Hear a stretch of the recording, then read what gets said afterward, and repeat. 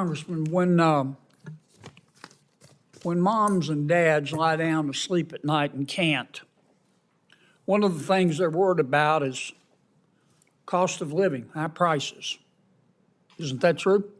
Absolutely, certainly. And those high prices were caused by inflation. Yes, Is that right? Senator. That's right.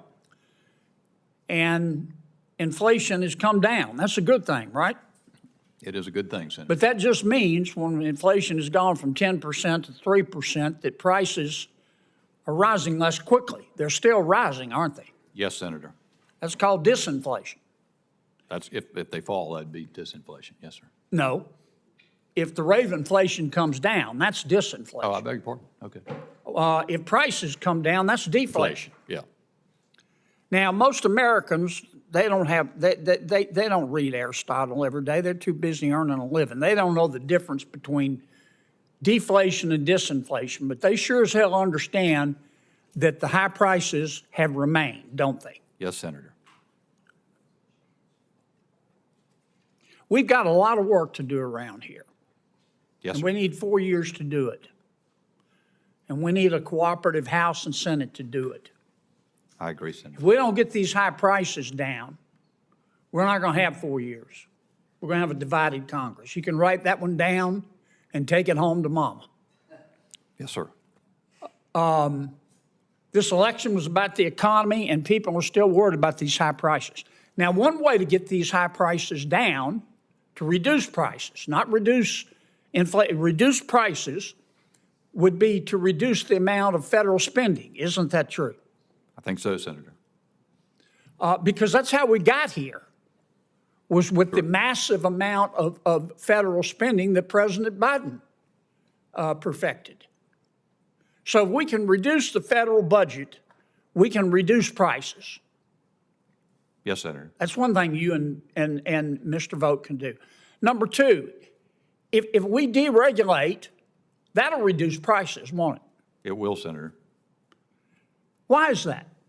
Because producers of goods and services in the economy face less cost, particularly less costs that waste money because they're not really accomplishing anything. They're just sort of chasing the regulatory wheel. Sort of Well, the hamster hell on the wheel. yeah, we're spending, regulations cost the American business community $2 trillion a year. If we can cut that in half, they can pass and will pass the savings on to the American people. Yes, sir. Now, the third way we can get these high prices down, is it not, is to grow out of them, Agreed. stimulate the economy, Certainly, the president intends to do that, to Senator. raise That's right. wages. Yes.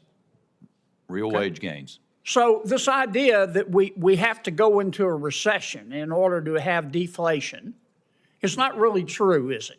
Not at all. If we cut spending, if we deregulate the economy, if we stimulate the economy in a way that helps real people, small businesses and large businesses, but mostly real people to increase their wages, we can deal with these high prices, can't we?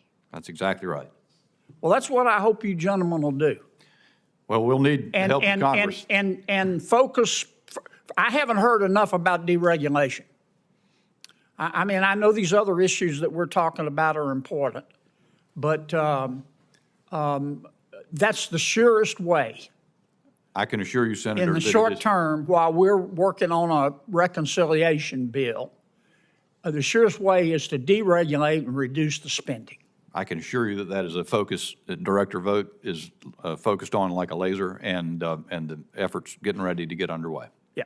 Now, another question, quickly. Do you think we ought to be sending government checks to dead people?